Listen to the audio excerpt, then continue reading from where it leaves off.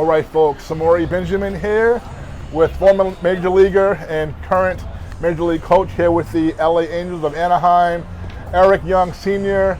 Erick, man, it's great to talk to you and welcome. Thank you. Finally we get a chance to talk, sit down and talk a little bit. Yeah, definitely. So you're from New Brunswick, New Jersey, right? Yes, correct. So do you consider this area home? If I said welcome home, would you feel like you're at home? Absolutely, because we definitely don't have a Major League Park in New Brunswick, but no, I consider coming home every day. Every time I come to New York, it's so close to my hometown, so I consider it home as well. Yeah, I mean, I would think so too, because I'm from this area here, but I consider Jersey, like the part of NY and part of the area, That's right. So, growing up, were you a fan of the Yankees or Mets? Well, I'll tell you, I was a fair weather fan. I'm gonna be honest. Okay. I remember when the Mets were doing well. I was a Mets fan, but I remember in the I was a big Willie Randolph fan. He was my idol growing up. There was always controversy going on with the Yankees, but never with Willie Randolph. Yes.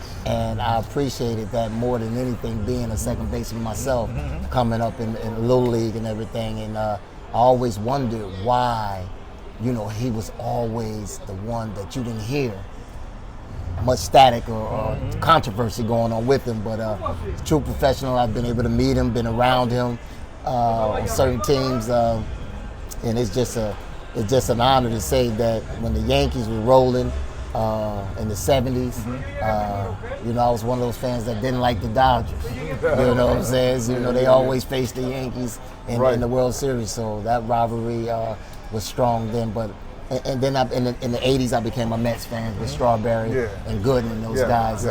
And I like the way they performed each and every time they got between the lines. So I try to model my game around those particular teams' attitude. Definitely. And the way they went about their business and beating your butt every day. Yeah, and you talk about some outstanding Afro-American ball players. One thing that I've done since I started being able to cover the game is look at the decline of the Afro-American player, because I grew up a big baseball fan here in New York, and myself, growing up, I could see that my peers, black peers, losing interest in baseball right around in the Michael Jordan era, and then Allen Iverson in the NBA. Then I went to an HBCU, and no one was really into baseball. So, but coming up for you in New Brunswick and all that, how many of your Afro-American peers were into the game? Well, we had a bunch of guys at that particular time into the game.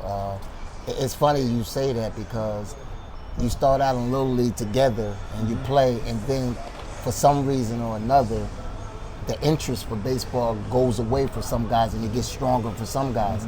And in my case, it got stronger. However, I got a football scholarship to Rutgers, so I wasn't sure if I was going to play or not.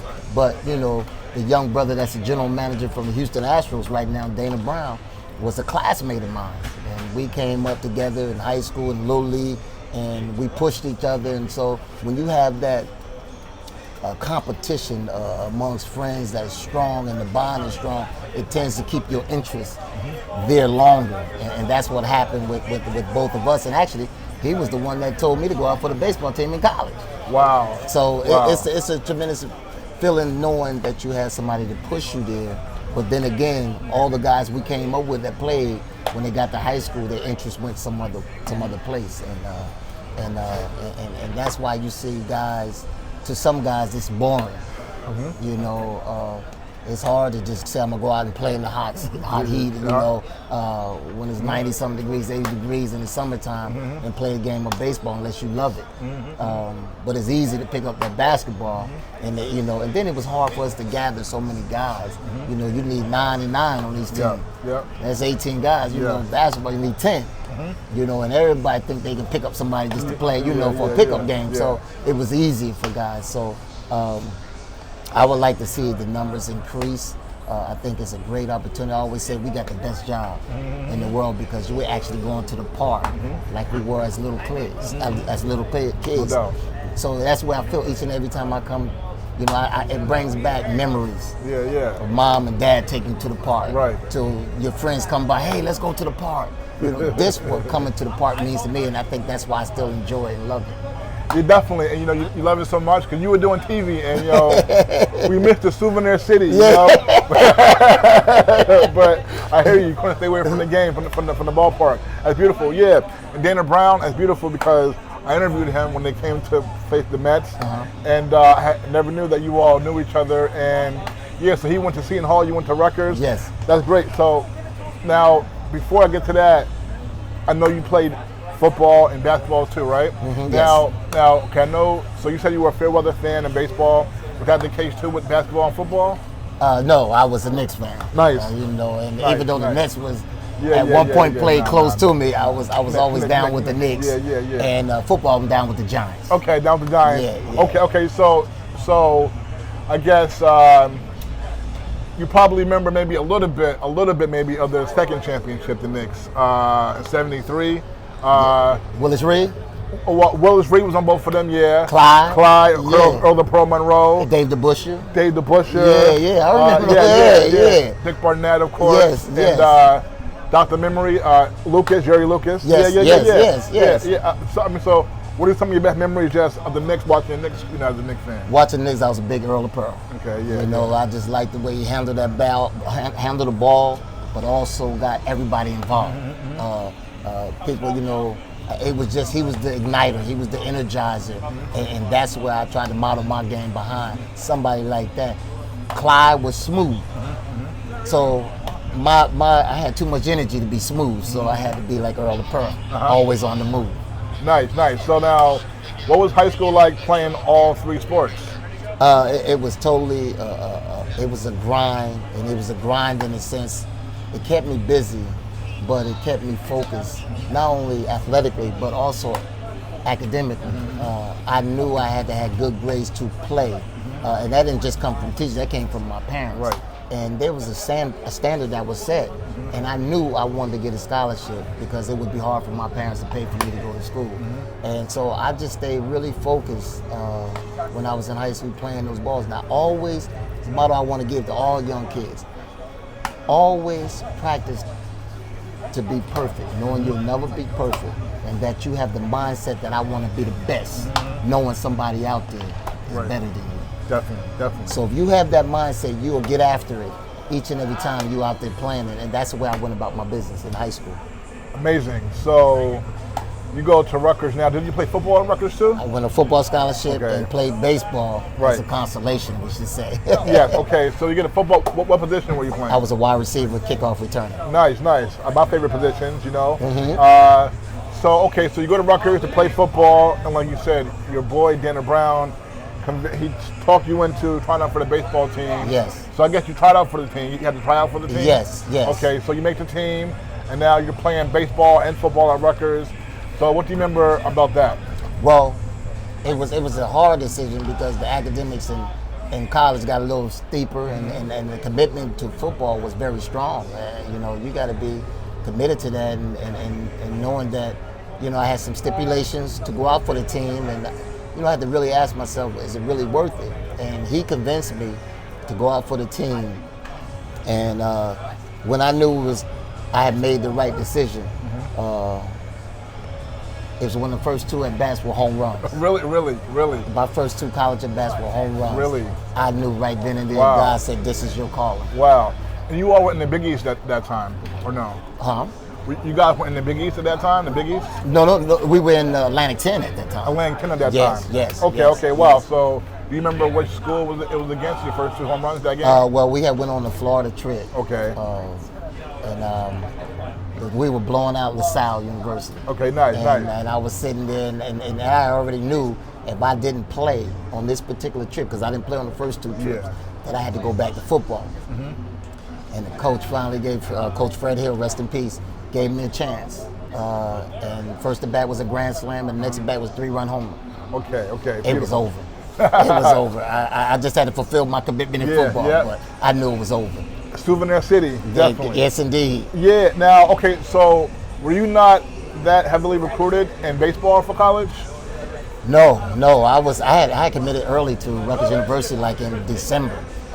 Just to play football. And I just played baseball to support my friends, Dana Brown and them. Right. While they was playing their senior year in baseball. But no, I knew I wanted to go to Rutgers at that particular time because I was going on recruiting trips, And I just knew I wanted to stay close to home for my parents to see.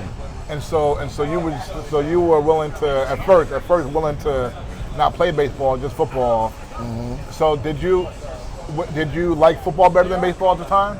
No, my best sport was basketball. Best sport was basketball. Yeah, Wow. so I played baseball. Like I said, I had a lot of fun being on the baseball field and the challenge of hitting and playing baseball. But football was a scholarship. I needed a full ride. Yeah. And I thought I was, people thought I was small in each of the sports I played, but it doesn't matter your height, your weight. It matters your heart and your determination. So once I got that full ride, I played basketball that year for fun, and I played baseball for fun. So you played for Rutgers basketball team too? No. Okay. I had a chance to. That was all high school. I played 3. Right. College, I had a chance to play 3, but I was trying to graduate in 4 years. Okay. Well, so the basketball team wanted you to play too? The basketball team wanted me to come out for their team, and it was overlapping a little bit. Right. But my academics, I was so close. It was like my junior year. Okay. They needed like a little spark plug, a little point guard, backup point guard to come in and spark the team and everything. And I was asked that, and I thought about Paul Robeson, who did that at Rutgers, is playing 3 sports. Yeah. That's very hard to do, Yeah. and I was so committed in making sure I graduate in 4 years that I just couldn't do it. That's an amazing story because really, if things had gone the way they were planned at first, then you would have just played football. Not even if Daniel Brown did not talk you to playing baseball, you never would have played baseball. Might not have never had a major league career then. Exactly right. Yeah. That's exactly right. You know what? We have this saying, God works in mysterious ways. That was a calling indirectly from Dana to give me that nudge to go out for the baseball team. And that wasn't even discussed at all in my plans as far as mock plans were concerned. Right. So I just, sometimes you just got to go with the flow. Yeah. And he was playing with Mo Vaughn and Craig. He had some big studs. Yeah. So did you play football the whole 4 years? Or Yes. Okay, you did. Okay. Yeah, 4 years of football, 3 years of baseball. Did you have any chance of being drafted in football? Yes, well, when they came around after my senior year, a lot of teams were coming around at that particular time asking me to come in and work out for them and everything. My last day of football, I took off my pads and I cried because I had committed, I had fulfilled my commitment. It was time to move on. Remember, when I hit those first 2 home runs my sophomore year, I knew it was time. So when I took off the pads, it was like a relief. And I declined teams that were coming in and asking me to come work out for them. We had a nice bubble, especially in the wintertime, and down at Rutgers, and I said thanks, but no thanks. And that was smart because you went on to have a really outstanding career in pro baseball. So now, did the Dodgers draft you? The Dodgers drafted me in the 43rd round. Okay, what year was that? 1989. 1989, okay. So what was it like for you to get drafted? You said in the 43rd round. 43rd round. So okay, so you get drafted by a major league team, 43rd round. So how was that for you at the time? Well, I was excited. Number one, that a team took a chance on me because I didn't go to all these camps. I didn't go to some of these showcases that they have now. I didn't have the opportunity to do that. So it was basically I had to show up in the baseball season when our team would advance to like the regionals and we'd play some of the top-notch teams. So, excuse me, that's how teams started noticing me.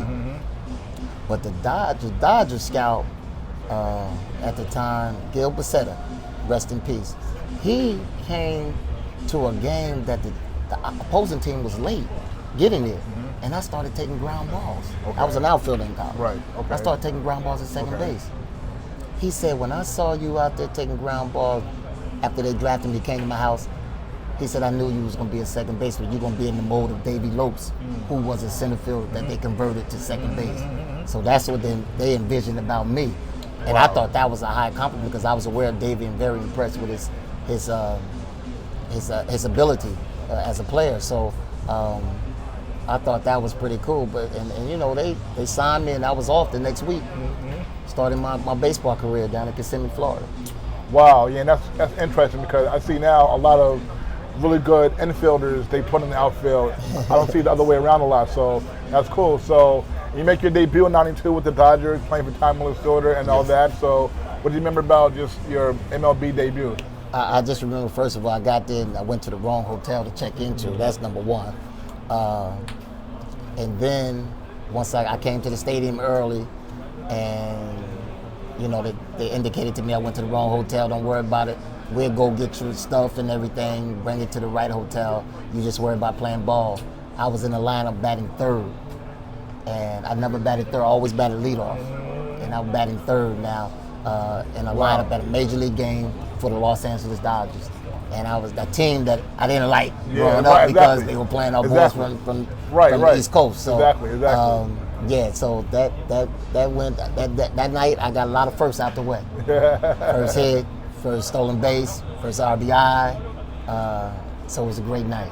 Yeah, right. I meant to ask you that. You said you did not like the Dodgers growing up, so just first when you first hear, I mean, I guess you might not have cared because you're in the major leagues, but when you first hear, okay, that team drafted me, were you happy that you were going to be with the Dodgers?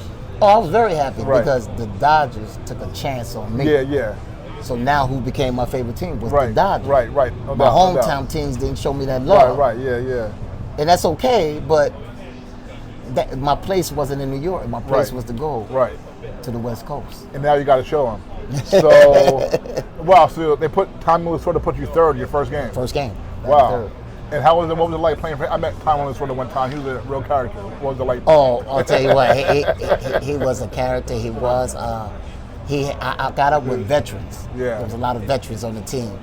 And I remember on the road, we had to face his BP, his curveballs on the road. Yeah, up on the road, okay. No matter what. We was doing that as rookies. I remember taking us out to eat, and we going to the best restaurant in that town, wherever it may be. Wow, okay. Had a great dinner. I remember this one instance. This what I said. I asked the question to the manager. I was sitting on the bench. The veterans was out there playing. It was about the third, fourth inning. He said, "Hey, EY, come on with me." I said, I'm used to watching the game, He said, you with the manager. Right. He said, come on with me. We went in, walked around a little bit. We saw what was on the menu, talked about the food. We were just talking about anything. Watching the game. The game was on the TVs, the monitors. I remember walking back. There's a little tunnel used to be in Dodger Stadium before you get to the dugout. And I remember a player was arguing out there. And Tommy just ran. There was some stairs right there. He just ran completely on the field, not knowing or even had a picture of what was going on. He saw his player out there arguing. Right.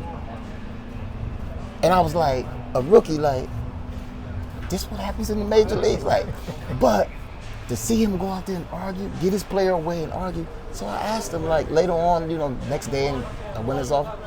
I said, Sorta, we call him Sorta. What was that? He said, what? I said, we didn't even know what was going on. He said, my player's always right. He said, one thing you're gonna learn, if you ever become manager, the player, if he's out there arguing, he's right. He said, I'm not taking his side. So it didn't matter if I knew or not. He was out there arguing, so I wanted to keep him in the game, protect my player, but give it to that umpire. He said, and that was my opportunity. Your players are always right. Now you go out there and you show them, the umpires, that no. But you call him in the office if he's wrong and say, now hold up, we can't get thrown out. You know you're wrong. Right. He would always explain the situation to the players afterwards. But if they was out there arguing, he was right. And I was like, wow. He always protected his players. He did the media, whether we're going good or bad. He never disrespected or called out a player in the papers, but he'll call you in the office. But he would never do it in the papers or anything like that. And I said, if I ever become manager, that's one trait I want to always keep with me. I protect my players. They're not going to get disrespected. They're not going to disrespect me. But if it's something that I think I need to explain to, I need to be a man enough, call them in my office and explain to them that was wrong. No doubt about it, And that's being honest with your players, and you got great communications, and you keep them from having to pay fines out there. You protect them. So I appreciate it when I see present managers doing the same thing for their players. Yeah, that's a great mindset into great insight into the mindset of a manager. Yeah, and you said, of course, in your teen years, late teen years, Gerald Strawberry was one of your inspirations, and you were a teammate of his, right, that year in '92? Yes. So how was that? Well, that was, I tell you what, growing up as a fan, you know, watching him perform, especially for the Mets and when they won the World Series, World Championship here in '86. You know, to actually be on the same team in the locker room with him. 6 years later. Yeah, 6 years later, and having spring training, we going over cookouts. Now, one thing, Strawberry, I don't know if many people know about this, Strawberry and Erick Davis, they can cook. Oh, really? Okay. Oh, yes, they can cook. Yes. I used to like hope every day, spring training, they would say, come over to the house, we're going to cook. So I remember that. And then those are the two individuals. Dow Strawberry in particular brought me my first suit. Nice. And Erick Davis did the well. I would never forget. And I remember they say, you pay it forward. When you get in position, you take care of that young player. And you just pass it along, you keep it going. That's like a ritual that we do. You take care of that young guy. And the main thing, and one thing they always, they would dress to a T, you know. The Mets and the Yankees, they used to dress back in the old school. You know, that was like, we can ready to travel, we dressing. So they had me looking apart, looking at the you know, the set. You're a professional now. So I just remember little things like that, and just very good teammates and teaching a young player, this how you do it, this how you go about your business. We're gonna have some fun as far as, you know, it's gonna be some rookie rituals that you have to go through. Yeah. The best thing they told me is just say, go along with it. It's the best thing that ever happened to you. Trust me, you'll be rewarded. Yeah, that's great. You know, as a baseball fan, it was cool seeing Erick Davis and Darryl together on the same team in LA where they grew up and all that. Yeah, Exactly. So that was very cool. So now the next year, I know you ended up with the expansion Colorado Rockies. Now, were you in the expansion draft or were you traded? I was in the expansion draft. Okay, yes, expansion draft. yes, Okay. yes. So, and I know in your first at bat there, first inning, first game, you hit a home run like you did with Rutgers, right? Yes. So, yeah, how was that? You know, expansion draft, finding out, okay, I'm leaving the Dodgers, I got to go to the expansion team now, and then being in Colorado. Well, first of all, it was a big adjustment for me in the sense that I thought I was going to be a Dodger for a while. I really had that Dodger blue and believed in it and wanted to be a Dodger for a long time, like those guys. And the days I was watching, the Lopes, the Dusty Russell, Baker. Dusty Baker, Yeah. Reggie Smith, these guys, Ron Say, Steve Garvey, they all stayed together. Yeah. So I thought I had a chance, especially Right. being young, to be there for a long time. So I go to college not knowing anything. I'm a Jersey kid. I don't know anything about Denver and Colorado, that region. Right. I don't know anything about it. Right, and right. So it was a shock. But the thing is, like I said, the Lord works in mysterious ways for me, and I really believe that and have the faith that when I went, the reception that I got before the even home run happened, the excitement, the enthusiasm, not only having a team, but the players that were on the team. Yep. And then I happened the first home game, hit that home run, first at bat. I just, the whole day I felt like I was floating, but they made me feel, I mean, it's beyond the words to feel welcome. I mean, it was a lot of love and that home run, what it meant to them. Me at the time doing it didn't realize the magnitude, and it was just tremendous. It has been a loving bond since that home run. Yeah, and you all had a lot of talent, like you said, and you all make the playoffs in '95. Yes. And of course, you know, your manager, the 1979 AL MVP, Don Baylor. That's right. Rest in peace. Yes. So what was it? Yes, rest in peace to Don Baylor. What was it like, you know, playing for him and just, you know, '95, y'all make that playoff appearance, and you know, as a fan, it seemed like it was really crazy in Colorado. it was just you know, we were packing the house before we made it to the playoffs, but that year making the playoffs, like, and nobody thought the Rockies would get to the playoffs as soon as they did, and with the altitude and the pitchers don't really want to pitch there and everything. But we had a group of guys that didn't worry about the environment, worried about the play between the lines, each individual. And we were able to put it together that year. We had a nice team. I mean, there was teams, if you talk to them now, you know, they said that lineup, if they would have just a couple of starters that can we had old school guys, Billy Swift and Saban. But anyway, winning there was just, it's like you can't even explain. Is this real? Like, this is what making the playoffs is all about. You know, as a little kid, you see all these things. Right. And the best thing for me, let me tell you, the best thing for me in making the playoffs, it's funny, I love getting introduced online because I know everybody is looking at that introduction. Oh yeah. That's what's I always wanted to see the introduction of a playoff game or all-star game. I wanted to see that. Yes. And I'm getting my name called. So, you know, I tell people, and I say I always have a box, a list of things that, you know, you want to accomplish. And I pretty much checked off everything. I got one thing left. Being a manager. That's it. Yes, sir. So, and we're going to get to that too. Okay. Because you definitely should be a manager. Now, next year, 96, I know you made your all-star team and led the league, led the baseball and stolen bases. So, how was that, making the all-star team, leading the National League in stolen bases? I said making the all-star team was very special, and I wish every player that plays in the major leagues can experience that feeling. I had the privilege of sitting next to Ozzie Smith last all-star game. His locker was next to mine, and all I wanted to do was turn a double. I'd be the second baseman that turned the last double play with Ozzie. Right. And that's all I wanted to do the whole time I was there, and I kept talking about it. And so we were talking during the game, in a matter of 5 innings, how much knowledge I was able to receive from him and get from him is immeasurable. You can't even think about. And one thing he said that stuck out, he said, let me tell you something. Once an all-star, always an all-star. So when people pay their money to come see you play, they want to come see an all-star. And that's what you give them each and every time you go between the lines. That's the least you can give them. He said, once an all-star, always an all-star. When he put it in those terms, I like. So I never took any game for granted. I played it as if it's my last game, but also I wanted to give them something to think about and something that they say, okay, I got my money worth. He came to play today. That's beautiful. You know, I think about the 90s, so many, you know, like the man decline with Afro-American players, but in the 90s, there were so many Afro-American stars like yourself and so many guys, you know, you could go just on and on with so many names. So that's great. Now, you go back to the Dodgers. So what was it like when you end up going back to the Dodgers? A lot of love there.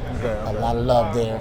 At that time, the Strawberries, Eric Davis, Eddie Murray was around there earlier, and the Shelbys, those guys were gone. But the guys that came up in the minors, like Eric Harrow, Mondesi, those guys were there, and we wanted to form that bond like they had in the 70s.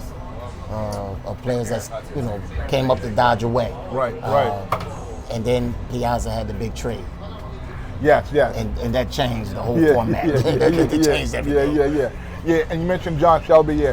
Shout out to him. I interviewed him like many years, like 3 years ago. He's with the Pittsburgh Pirates. He's on their coaching staff. And so, so they were the Dodgers here. They trade Mike Piazza. Now you got a chance to play with Don Biller with the Cubs, right, in Chicago? So Don Biller came and got me and said he wanted. They were talking about another trade, and Don Biller had indicated he would like to have his second baseman back, and that was me.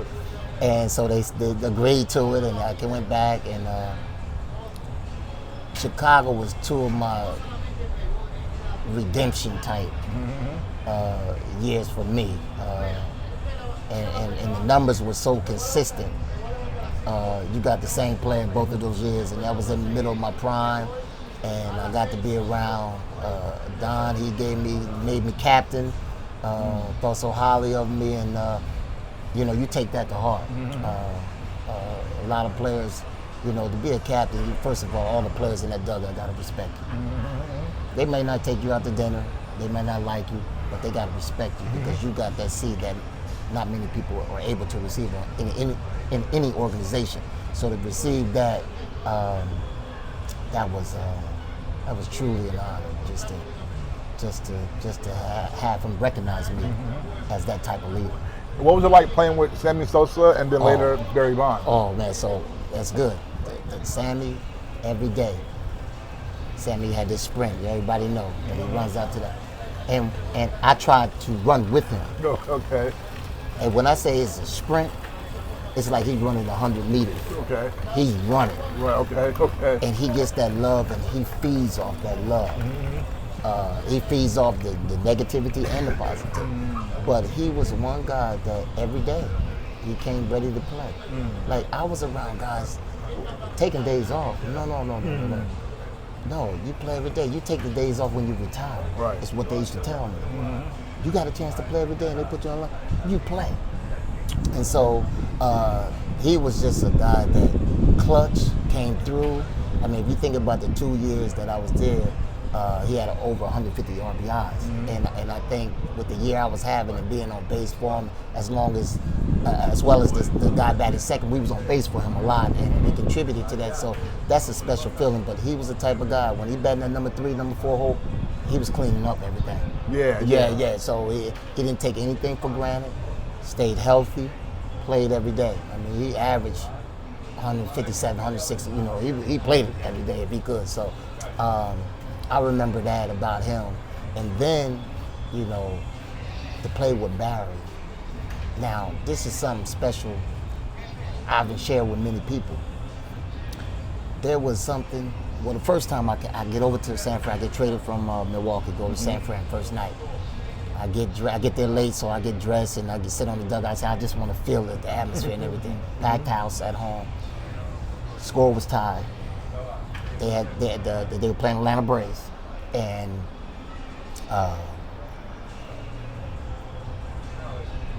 the Braves have scored in the top of the ninth to tie it up. Barry's batting third. He made this in the dugout. He said, we don't get paid for extra innings, so if he gives me one pitch, you could take a shower and be at home in 45. And I look, I've never seen somebody call that out like that. And so the guy was sitting next to my friend Jeffrey Hammonds, who was on the team. Yeah. I saw Jeffrey actually, All-Star Weekend, the Player of the Lion, they were honoring former Black Texas Rangers. Yes. And he was there. Yes. Yeah. That's my good friend. We played in Milwaukee together. Yeah. So he had won a year early to San Fran. So we joined together again. So he made that statement. He goes up there, Will Cunanan, I think it's Will Cunanan or something like that. Right-handed pitcher for Atlanta. 3 balls, hit the first 3 balls all over the place. Right. So I figured they were going to walk him. Yeah. 3-0, he threw a strike down the middle, and Barry hit that thing out the center field at AT&T Park out there. It's windy all the time. Right. He cut through the wind and hit that bomb. Game over. Yeah.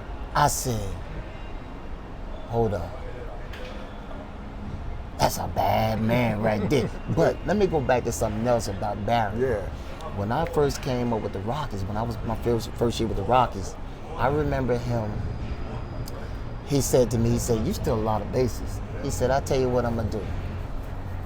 He hit a double. Came in, he was talking, he said, I'm going to hit a single. I'm going to steal a base for you.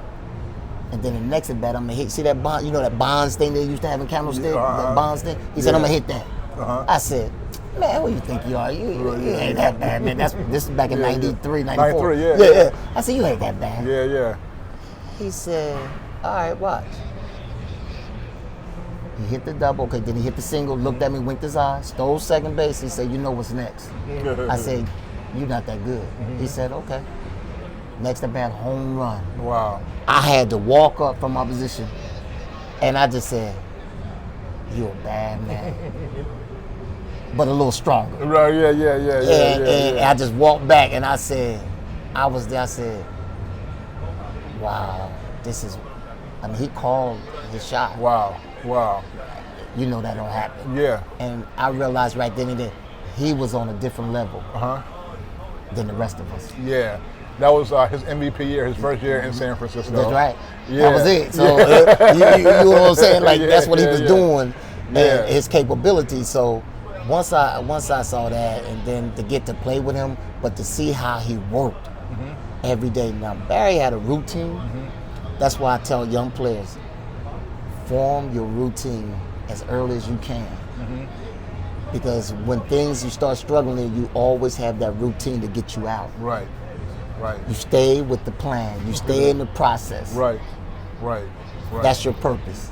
And I used to see him just every day, his routine. You know, and he'd come, he'd take batting practice with the guys. He does his defensive work, you know. But he was more like routine. He had a masseuse, he had a chiropractor. He would take a nap. He would watch games. We used to watch a lot of Yankees games. Oh, really? Teams on the East Coast. Yeah. And the Yankees were always on TV. Right. Red Sox. We used to watch their games. Right. And he said, watch, picture of me, he said, this is what he's going to do. He used to say what the guy was going to do. I said, why you know Ray? He said, well, very knowledgeable. Yeah. Like, you think he was so high that he didn't know and study the guys down here, as we say. Yeah. He was so focused and knowing what they were going to do, and knowing what they were doing. Also, many people didn't know the guy that threw batting practice to him was left-handed. Okay, wow. So when they used to switch and bring a left-handed pitcher, he used to say thank you.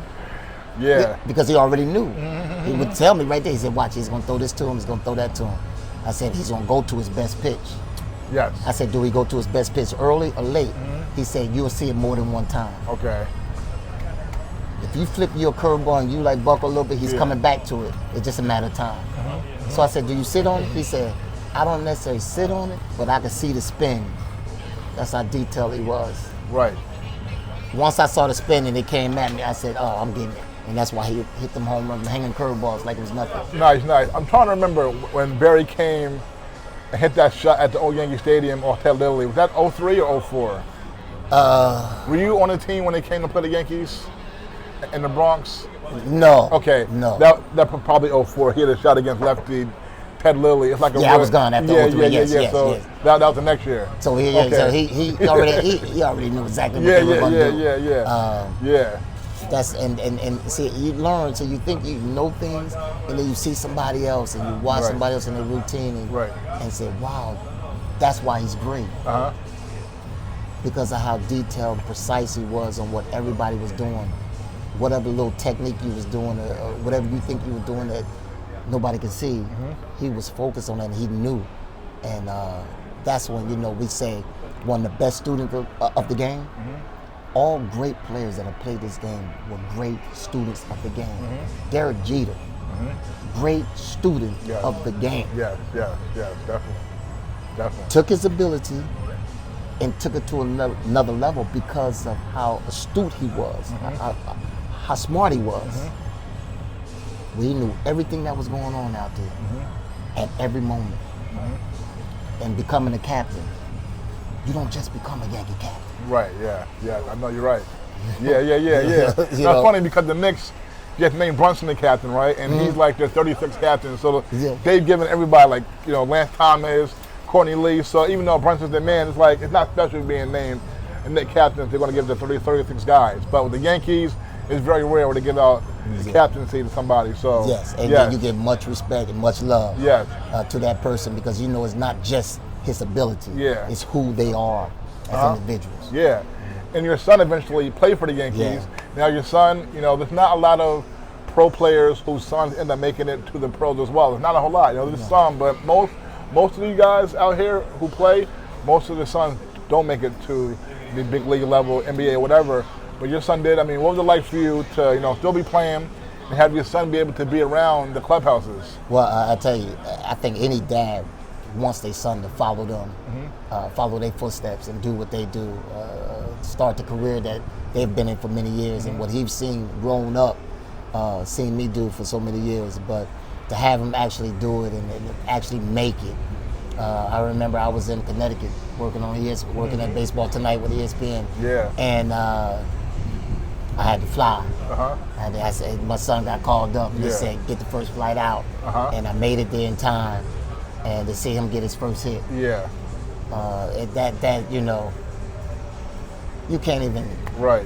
you can't even write that up. You Right, know? right. It's an unbelievable feeling to see your son after all these years, who used to sit in the dugout with me while I was playing, not knowing that this is what he wanted to do because his daddy was out there doing it. Yeah. That's what came over me. Yeah. And it's like, I don't care if he get another hit. And I'm so proud of him for actually staying focused and achieving. I had the opportunity to go to school on a football scholarship to Villanova. Okay. Okay. And they were going to allow him to play both. And I told him, I said, where's your heart? Right. I said, I that's when I had to have a man-to-man talk with him. I said, where's your heart at? And he said, Dad, I want to be a baseball player like you. That was it. So he went straight into the minor leagues? He went to the minor leagues, yes. Okay. Yes. But he had a decision to make because he had already got the, he was a pretty good cornerback, and Villanova gave him a scholarship to play cornerback. Yeah. So that was like a tremendous feeling for me, for the family, to see Junior, my namesake, do exactly. And now he's doing it as a coach. He had 2 years as a coach with Washington Nationals, and now he's with Seattle Mariners as a base runner outfield coordinator. And so he's making an impact. Like, my main thing has always been,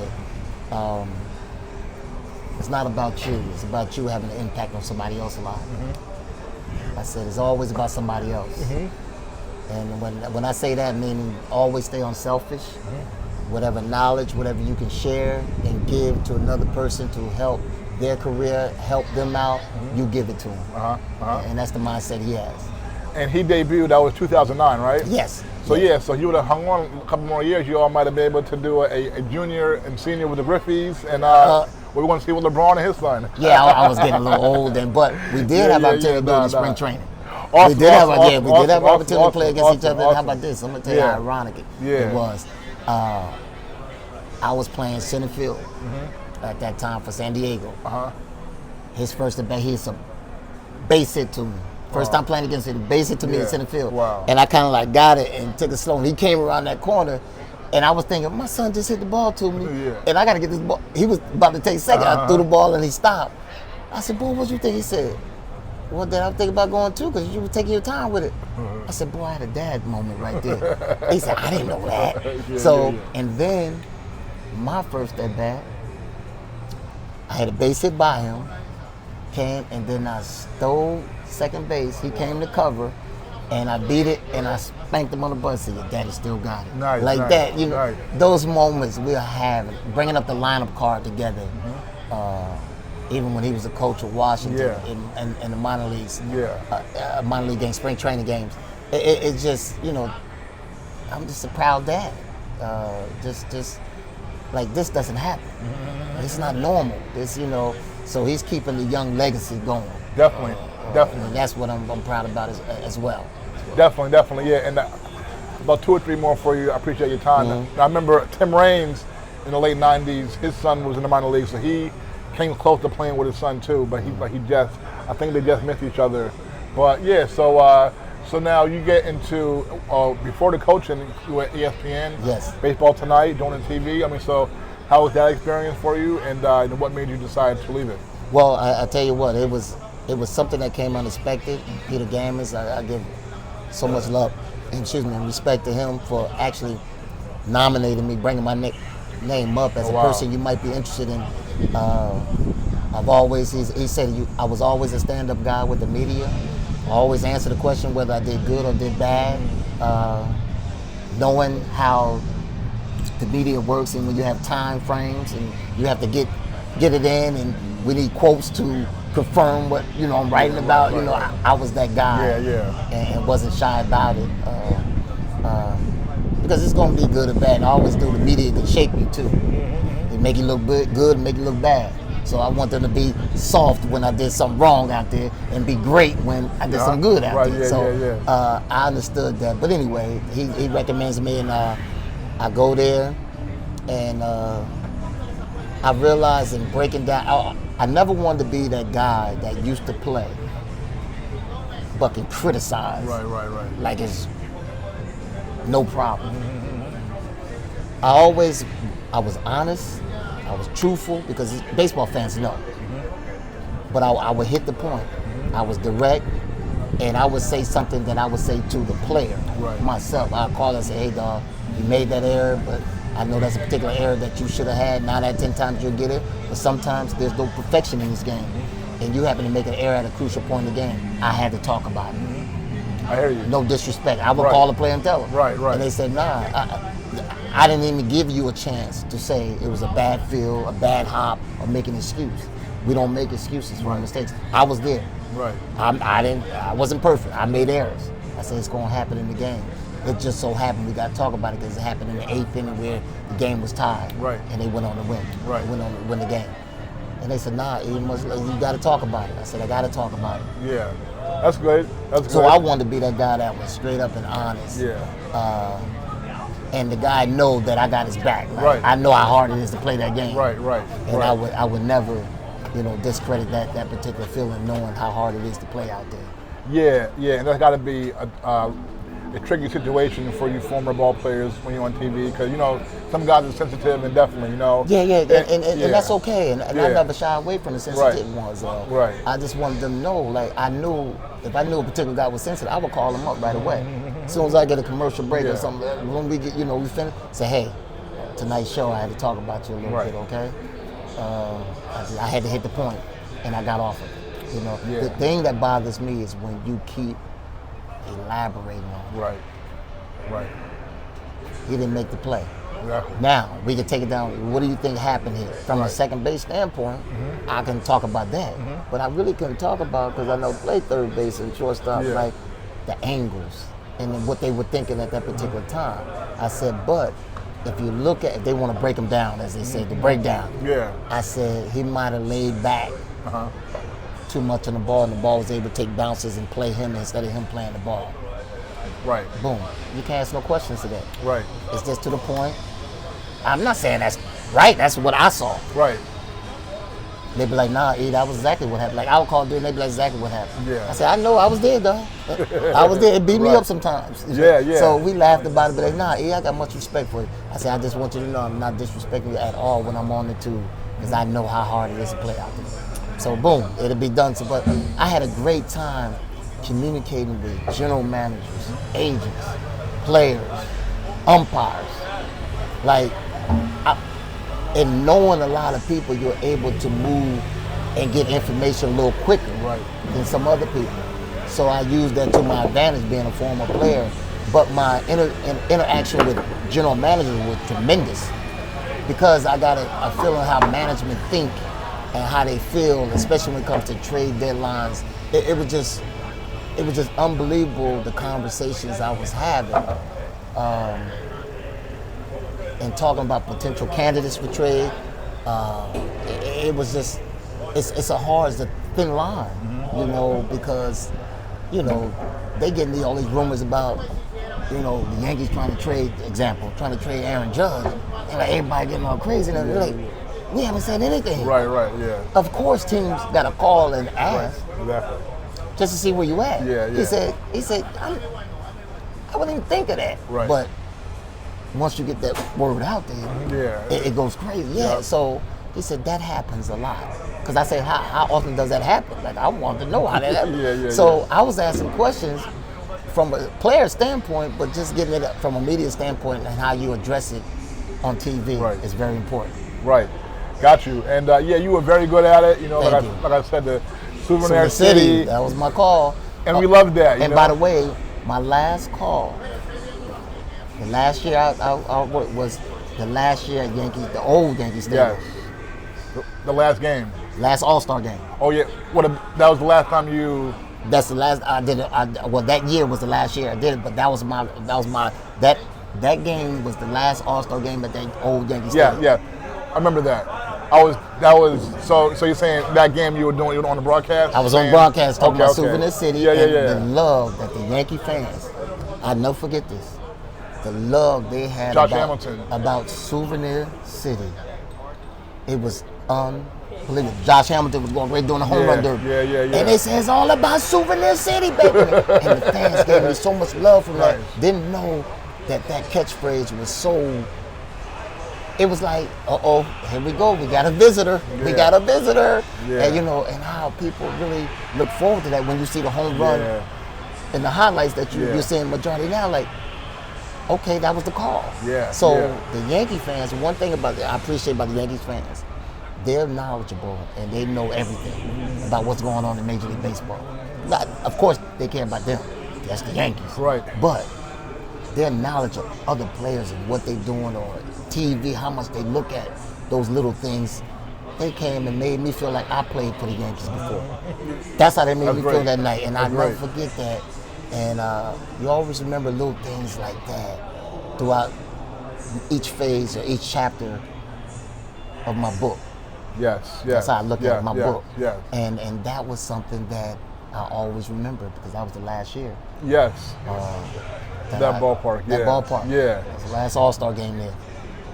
And so you were on the field doing it with Chris We Berman? were in the stands. Oh, you were in the stands with okay. Carl Ravitch and Berman? Berman was up there. Oh yeah, he yeah. always comes out for the special events. And Joe Morgan there? And Eduardo Perez, who's there still now. Yeah. Those are the guys I was working with. Got Steve you. Bethune, Okay. who's now with the Arizona Diamondbacks. Those are the guys I was with, and they used to tee me up all the time for that Souvenir City call, and I had a lot of fun doing that. Yeah, that was the first All-Star game I ever covered, and I grew up right over the bridge, so like that was so special. And I remember they invited every living Hall of Famer to that All-Star game. Oh, so yeah, that was special. Great. Yeah. It was special. Okay, got about 3 more for you now. Okay. Now, okay. So you decide to stop doing that. You get into coaching. Go to the Arizona Diamondbacks. So how did you end up transitioning, leaving that TV career, and decide to get into coaching? Well, I knew. I talked about my boxes, right? I knew manager was still something that I had to pursue. Got you. As I was doing the TV, I realized that I think I might be better suited down and having a stronger impact and wanted to be a coach and impacting somebody else's career and helping them out to achieve the goals that they want to achieve. And so I have this love for teaching and coaching. It's not just coaching. You got to teach the guys about a lot of things. And I think with my experience of TV and as a player and the managers I've been around, that I think I'm able to help and to teach and coach some of these guys to another level that they probably didn't imagine they achieved. So I knew I wanted to get back in Houston. Houston, the Astros gave me the first shot as a base running outfield coordinator. The next year, Kevin Towers, rest in peace, gave me the opportunity to coach, and that was for the Arizona Diamondbacks. And Kirk Gibson was the manager. There for a couple of years. Then Walt Weiss, my shortstop partner on the Colorado Rockies, gave me an opportunity to coach first base for his Colorado Rockies team at that time. Right. And then went on down to Atlanta, and that's when I got with Ron Washington and Atlanta Braves. Yeah, that's great. Like I told you, I interviewed Walt about a month ago. It was a really cool conversation. Yeah, and so the black manager thing, so like I say, I've been looking at the decline of the African-American ball players for almost 20 years, and I definitely looked at the black manager, the lack thereof, in the history of the game. And so, of course, the first black manager in 1972, actually, Jackie Robinson, was at the World Series and said that he wanted to see a black manager. It took, a few years before that happened. Frank Robinson was the first one. But there's been less than 20 Afro-American black managers in MLB history. I've done the research, so not been allowed at all. You've been in the game, of course, lifelong baseball man, been coaching now for several years, and clearly, the conversation, you are a wealth of knowledge in the game of baseball. So, in terms of getting opportunity one day, I'm sure, you would like to. You said that here. So what do you think that you could bring to a major league club as manager? I would bring, that's a good question. And when I think about African-American coach managers that have been in the game, 2 that comes into mind, 3, Don Bella, Ron Washington, Dusty Baker. Yes. I got a chance to interview all 3 of them. Yeah, and when I think about what each one of them brings to the table, I think the main thing and the main focus is that they're able to communicate with anybody on any level. Definitely. What nationality doesn't matter. What color you are doesn't matter. I said the one thing that they were always honest with their players. Players wanted to play for them. Opposing players wanted to play for them. Right. And they had a wealth of knowledge as well as energy. And to see each one of them succeed gives me the fortitude, the audacity, or whatever you want to call it, to want to manage, knowing that I have the same capabilities. And I'm only going to fulfill that if I become one. And I think I will bring a lot of energy, they say I bring, a lot of knowledge, experience, but my way of communicating throughout my career with everybody. You ask people on teams that have played with me, they're probably the one thing they say, this guy comes with it every day. And that's why I want my team to represent when they go out there. I'll be that way every day, very positive. And I just want a team that plays the game the right way, to be unselfish, and it's all about winning. It's all about winning. No doubt, no doubt, no doubt. Yeah, and you're a great communicator, so you definitely be the right man for the job. Yeah, and like '08 when I said I interviewed Ron Washington the first time, I remember it was just him and Willie Randolph. So Willie Randolph was about to get fired by the Mets at that time, like I said. They were playing him at Chase Stadium, and it was like in middle of June, and I was interviewing Ron Washington. And one thing I asked him about was the Willie drama at that time, and they ended up firing Willie like a week later when they actually were facing Anaheim Angels actually in California. It was crazy. But the World Series you won in 2021 on the coaching staff, along with Ron Washington, you were both coaches on that coaching staff with Brian Skinner. What was it like to be a part of a first-time World Series champion? That's the ultimate goal that any player that plays this game should want to attain as a team. There's a lot of individual awards that you can win, but when you win that world champion, that's like being an all-star. Once an all-star, always an all-star. Once a champion, always a champion. No matter what player that came through and won the championship with the Yankees, whether he was the 26th man or the #1 guy, they get the same amount of love and respect because you did it as a team. And everybody respects and loves you because you was a part of that team. And that Atlanta team can never take away the grind. I've always, in my career, I've been to the playoffs 3 times. And we've always got knocked out in the first round. As a coach, I was in the playoffs. I always got knocked out in the first round. To go past the first round, it's like once you get past the first round, it's like, well, we might as well go ahead and win it. But you understand, you still got a couple of rounds to win. So just the grind and the build up to getting a ticket to the party, to the playoffs, and then to go through that process, like only those guys in that locker room understand the pressure, the stress, the love, everything that goes with showing up for that game and performing. You got to do so much off the field. Yes. Everybody calling you. You have your age, you have people, somebody in your family, and you take care of the tickets. There's still going to be people that get through and want to talk to you. Right. And just being able to focus, the intensity of it, the concentration, every pitch. No, he did both. It's unbelievable, man. And that's another one you just wish every player can experience because you can't talk about it unless you've done it. Right. And with Washington, we're so happy, a moment for him who lost 2 times as the manager to actually receive, to get that victory, to get that ring, and to see the joy that came over his face. He couldn't even go out and really celebrate in the locker room with the team because it was such an emotional moment for him. And me being excited and understanding what he was going through at that moment. So it was just spectacular the whole night, and for us to sit down and talk with Gary Pettis. Who, we beat Dusty Baker that year, and that's a friend of mine. Yeah. So it was so many emotions. I remember hugging him before the start of the series. I said, brother, I love you. I said, may the best team win, but it's showtime now. He said, let's go. Good luck. I said, good luck. Good luck. And just to go against one of your mentors, one of your friend, person you love and respect for everything they bring as a human being and as a manager. As you know, it was a lot of emotions going on, and then to have my two boys celebrate with me, like I was on top of the world.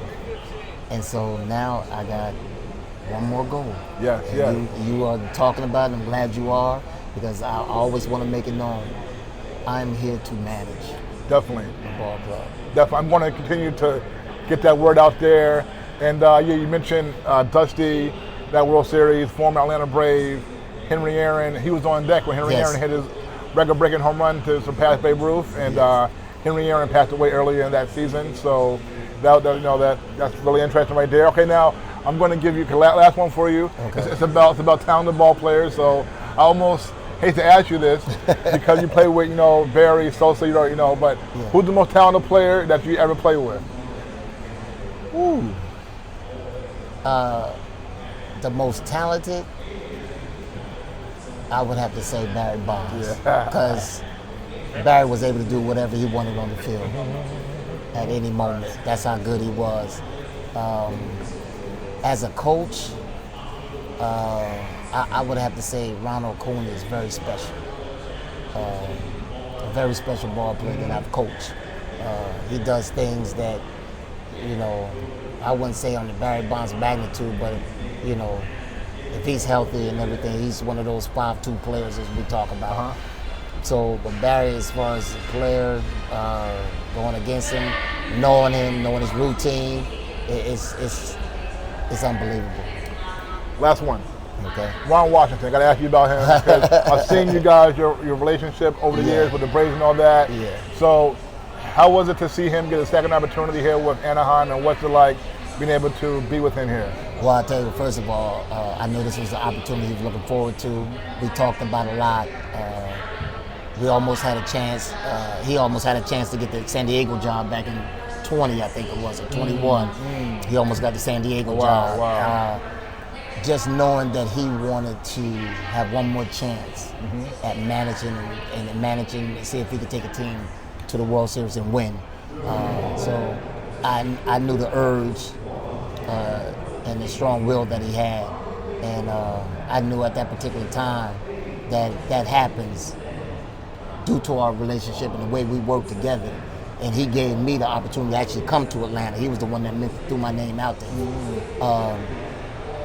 And he had given me an opportunity to grow as well and go into third base. And so our relationship is